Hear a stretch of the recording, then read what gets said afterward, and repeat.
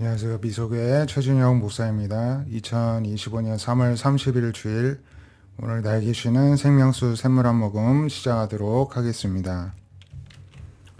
여호수아 5장 9절부터 보시면은 하나님께서 요단강을 건너게 하시고 그 길갈에 기념비를 세우게 하셨죠. 그러면서 하나님이 말씀하시기를 내가 오늘 애굽의 수치를 너에게서 떠나게 하였다 하셨습니다. 그리고 그곳 이름을 이제 길갈이라 했는데, 길갈이라는 이름의 뜻이 굴러간다는 뜻이죠. 결국에는 뭐가 굴러간 것입니까? 애굽의 수치가 애굽에게 다스림 받고 그들 밑에서 종노릇한 이스라엘의 실패, 그 수치심이 하나님의 은혜로 이들에게서부터 굴러 떨어져 나아갔다는 것입니다. 우리는 수치를 안 당하기 위해 쓰고 또 당한 수치를 내가 어떻게든 떨쳐보려고 하는데 참 쉽지 않고 한평생 따라다니면서 괴롭힌 경우가 있는데요. 이 수치를 누가 떠나게 해주시는다는 것입니까? 바로 하나님이 하실 수가 있다는 것입니다. 우리에게 어떠한 수치심이 있더라도 그것을 하나님께 호소하고 제거해 주시기를 간구할 때 하나님께서 떠나게 길갈처럼 굴러가게 하실 줄 믿습니다. 이스라엘 자손이 길갈에 진쳤고 그달 14일 저녁에 여리고 평지에서 유월절을 지켰다는 것입니다. 유월절 이튿날에 그 땅의 소산물을 먹었는데 무교병과 볶은 곡식을 먹었습니다. 그리고 난 다음에 그 땅에 이제 땅의 소산물을 통해서 이제 음식을 만들어 먹을 수 있는 때가 되니까 이제 하나님께서 그동안에 내려주셨던 만나를 그치게 하셨습니다. 그래서 이스라엘 사람들이 다시는 만나를 얻지 못하였고 그 해부터 가나안 땅의 소출을 먹었더라 이렇게 전합니다. 그래서 하나님께서 그동안에 이들을 먹이셨는데 새롭게 가나안 땅의 소산물로 먹이신다는 것을 볼 때 오늘날 우리가 먹고 사는 것을 결국에는 누가 주신다는 것입니까? 바로 하나님께서 하늘에 만나 내리는 기적 못지않게 우리가 우리 땅의 소산물을 먹는 것도 하나님이 내리신 기적인 줄로 믿음으로 우리가 받을 수 있기를 원합니다. 고린도 후서 5장 16절부터 보면은 그러므로 우리가 이제부터는 어떤 사람도 육신을 따라 알지 아니하노라. 우리가 그리스도도 육신을 따라 알았으나 이제부터는 그같이 알지 아니하노라. 이 유대인들 눈에는 그냥 예수님도 유대인이고 사람이고 그냥 육신의 기준으로 바라보는데 그러지 말라는 것입니다. 누구든지 그리스도 예수 안에 있으면 새로운 피조물이라. 이전 것은 지나갔으니 보라 새 것이 되었도다. 우리는 새로운 피조물이 되었습니다. 죽으면 부활의 몸을 입는 새로운 존재가 된 것입니다.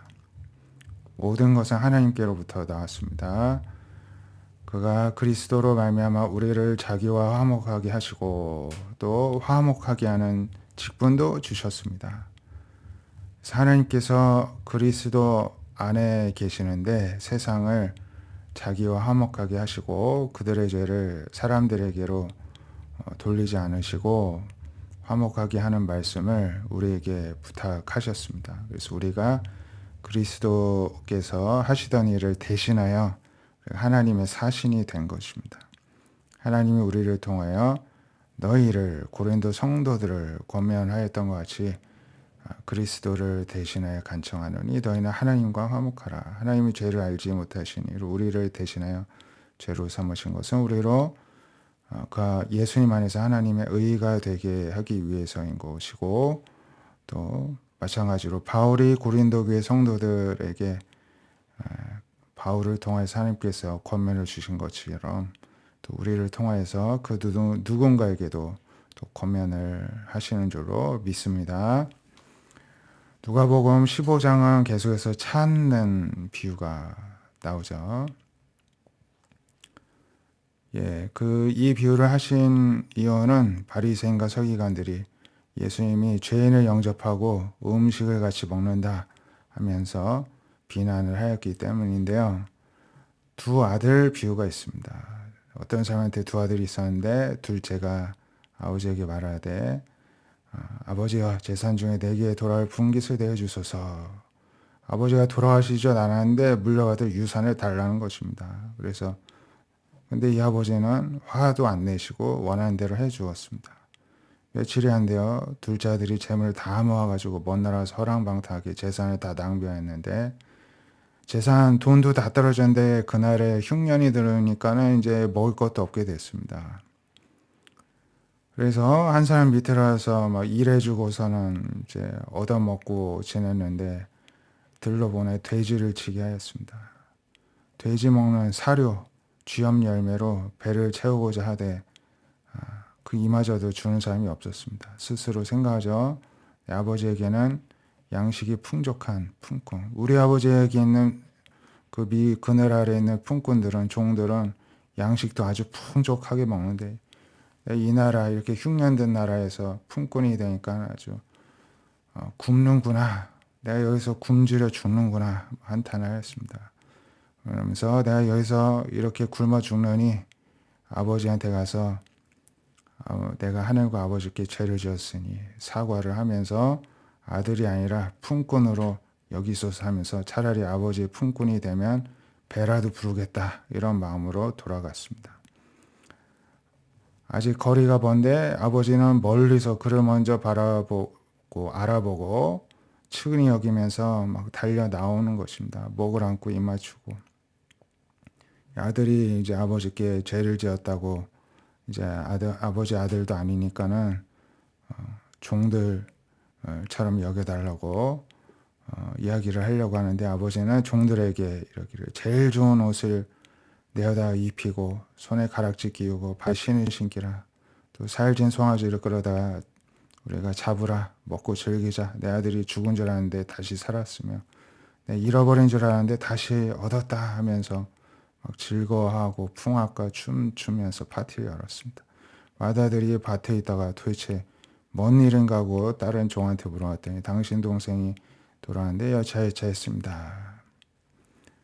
그랬더니 이제 막 분노하면서 집에 안 들어가면서 아버지가 나와가지고 왜 안 들어가니 네 동생이 왔다 했더니 아버지한테 하는 소리가 나는 여러 아버지를 섬겨 명을 어김이 없었는데 나에게는 염소 새끼 하나라도 잡아서 주신 일이 없었는데 아버지 살림을 창녀와 함께 삼켜버린 이 아들은 뭐가 그렇게 잘했다고 살찐 송아지를 잡습니까?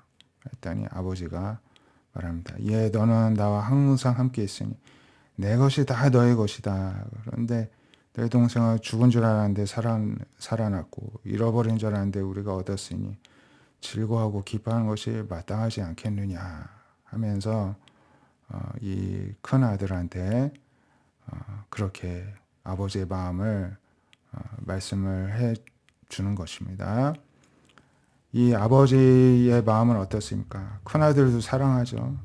내가 가진 것이 다 너의 것이다. 어차피 장자니까는 유산도 제일 많이 받겠죠. 그리고 또 장자니까 대를 이어서 또 이 가문을 또 이어받아서 어차피 너가 이제 이 집안의 기둥이 될 것인데 내 것이 다 너의 것이다. 인정해주는 마음이 있습니다.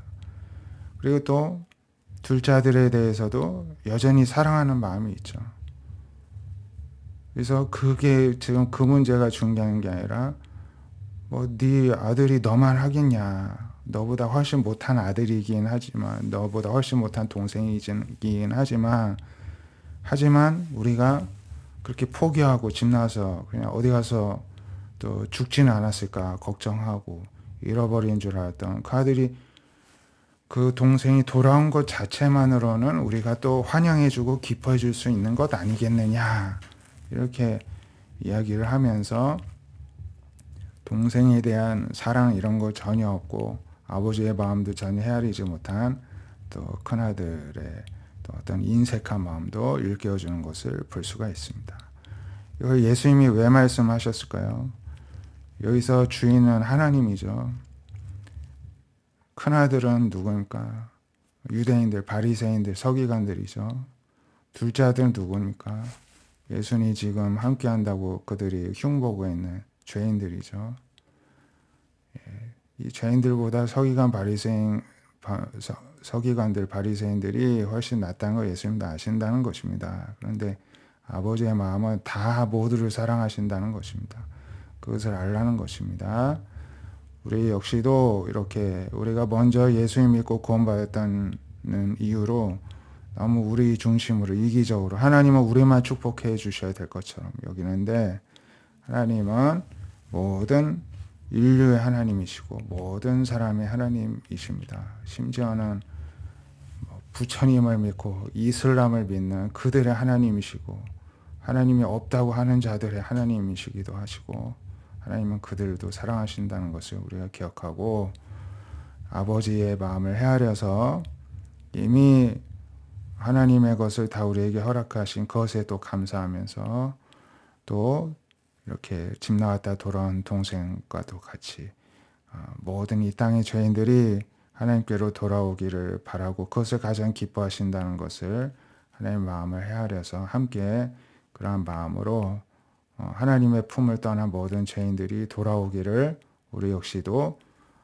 기대하고 기다리면서, 또 그들이 돌아올 때 기뻐하고 즐거워하고 환영하면서 하나님의 마음으로 살아갈 수 있는 자 여러분이 되시기를 바랍니다. 기도하겠습니다. 하나님, 우리에게 인색하지 않은 사랑의 마음을 허락하여 주시옵소서. 예수님께서 하셨던 일들을 우리가 또 이어받아 누군가를 권면하고 살리는 데까지 나아가게 하여 주시옵소서.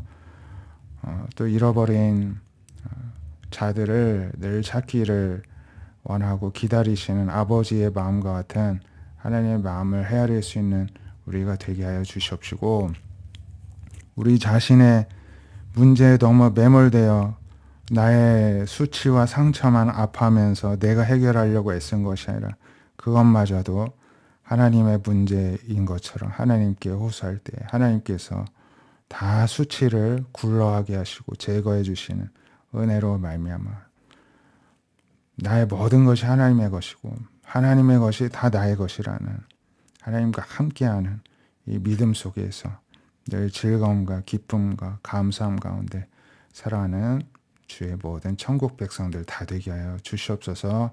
이 사순절에 더욱더 더한 믿음을 주시기를 사모하며 살아계신 예수님의 이름으로 기도드립니다. 아멘. 오늘도 주님의 마음을 우리가 더욱더 헤아리며 또 그렇게 거룩하게 사랑의 마음으로 한 주간 보내시기를 축복드립니다. 감사합니다.